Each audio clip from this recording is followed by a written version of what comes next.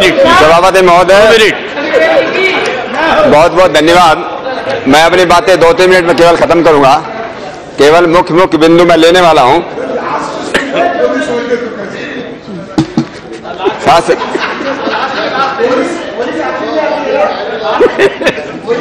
Yes sir.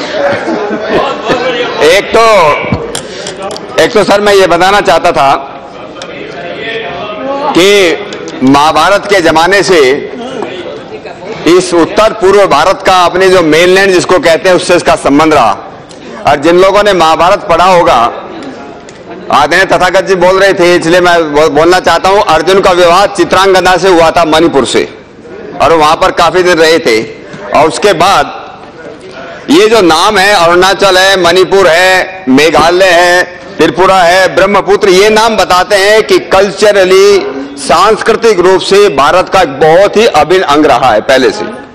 यह बात जरूर है कि 1937 तक बर्मा भी ब्रिटिश एम्पायर का एक भाग रहा है। पिछले 60-65 वर्षों में वहां जिस तरह अलगाववाद की भावना पनपती रही, उसके बहुत कारण है। मैं उस कारणों में नहीं जाना चाहता, लेकिन मैं कहना चाहता हूं कि हम सब लोगों को आदरणीय अटल जी का धन्यवाद करना चाहिए कि अक्टूबर 1996 में सबसे पहले कि 10% प्रत्येक मिनिस्ट्री, प्रत्येक मंत्रालय जो 10% जो उनका जो बजट होगा और नॉर्थ ईस्ट के लिए खर्च करेगा, यह सबसे बड़ा जो है उनका जो हमको अभिनंदन करना चाहिए। उनके कारण ऐसे शुरुआत हुई है।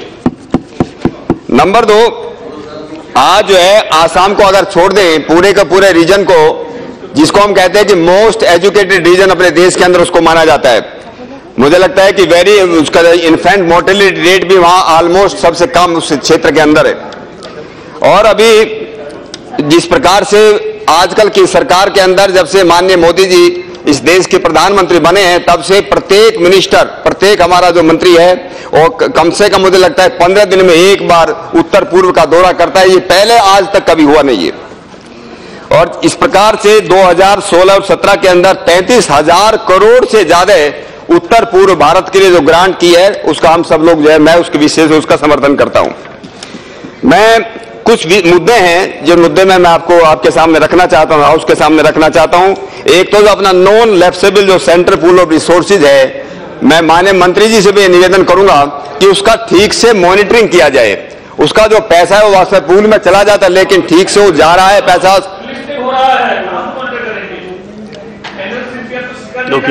ठीक है, माननीय मंत्री जी सुन रहे हैं आपकी बात भी, मेरी बात भी सुन रहे हैं। दूसरा जो अपना कंट्रोलर ऑडिटर जनरल को जो है स्पेशली बोलना चाहिए कि नॉर्थ ईस्ट में जितना पैसा दिया जा रहा है उसका ठीक से ऑडिट किया जाए, वो पैसा वास्तव में कहां लग रहा है कहां नहीं है। मैं एक स्टेट में, पहले मैंने सीबीआई में काम किया, मैं स्टेट का नाम न लेते हुए एक स्टेट का, उत्तर पूर्व भारत के एक स्टेट का, मैंने जब मैं वहां पर गया, मुझे बताया कि 1948 से लेकर के वहां विजिलेंस डिपार्टमेंट है, लेकिन आज तक कई वर्ष पूर्व की बात मैं कह रहा, अभी मुझे नहीं मालूम 2-4 साल में क्या हुआ है, एक भी विजिलेंस इंक्वायरी वहां के डिपार्टमेंट ने कभी नहीं की। पैसा जाता है तो कहां जाता है, पैसा वास्तव में खर्च होता है, कुछ लोगों को उसमें चला जाता है। 2007 के अंदर सुप्रीम कोर्ट ने कहा कुछ सिक्योरिटी इश्यूज हैं, कुछ लोगों ने उसमें बताया भी है। मैं 1 मिनट में खत्म कर रहा हूं। बॉर्डर रीजन है, इसके बारे में ज्यादा मैं नहीं बोलना चाहता। इलीगल इमिग्रेशन जो ट्रिब्यूनल, उसके बारे में सुप्रीम कोर्ट ने कहा था 2007 के अंदर कि इलीगल इमिग्रेशन, बांग्लादेशी का जो मामला है, it is a virtual external aggression on India. लेकिन उसके बारे में हम लोगों को बहुत ज्यादा ध्यान देने की जरूरत है। वहां आईएसआई की एक्टिविटीज है, माओइस्ट के बाद लिंक के लिए जो है बहुत ज्यादा वहां पर बढ़ रहा है। ये किस प्रकार से अपने देश को नुकसान करेगा, इसके बारे में बहुत गंभीरता से विचार करने की जरूरत है। उसके आईएसआई एक्टिविटी की बात आ चुकी है।